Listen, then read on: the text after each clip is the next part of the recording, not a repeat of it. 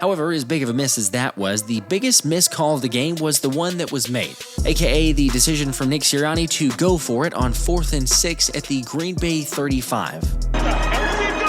It made no sense. It made no sense. 33 seconds left on the clock. You punt the football. Worst case scenario, it goes into the back of the end zone. You take some extra time off, goes in the back of the end zone. They get the ball at the 20 instead of the 35, so there's a 15-yard difference, right? Or, who knows, you have a good punt? It's at the 10-yard line or so. That's a 25-yard difference with only 30 seconds or so on the clock. I mean, it made no sense, especially because Sirianni had played it ultra-conservative all game long, until just about the last series of the game to go up against the analytics and even go for it.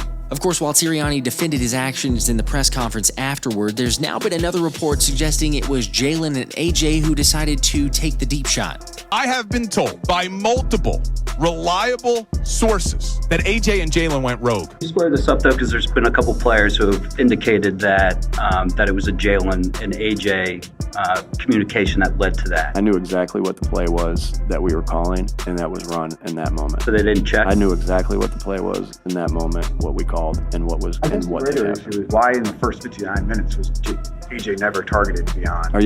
Were we in a debate, or is that what? Or well, I think that's a fair question to ask. What's the question? But why wasn't AJ targeted beyond the first two drives, and it took until that moment for you guys to throw it on deep? Yeah, again, games, if you look at the game and how the game went, there's a lot of plays in that game that are going to him that for different reasons don't. Look, whoever made that call, I still would have much rather had a punt in that situation. I know it worked out, but come on, you have to punt the football there.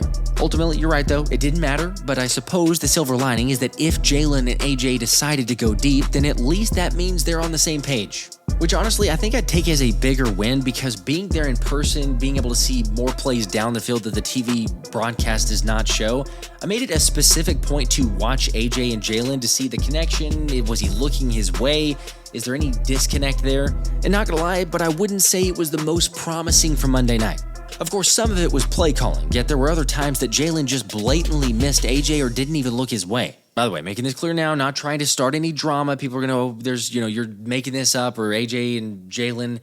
I was asked about it specifically, asked to keep an eye on it, was watching it as objectively as I can, but it didn't look great for the most part, just trying to find the connection. Obviously, you come away from any game with 2 catches, 2 targets, not getting much, 3 targets, whatever it was, not getting much attention.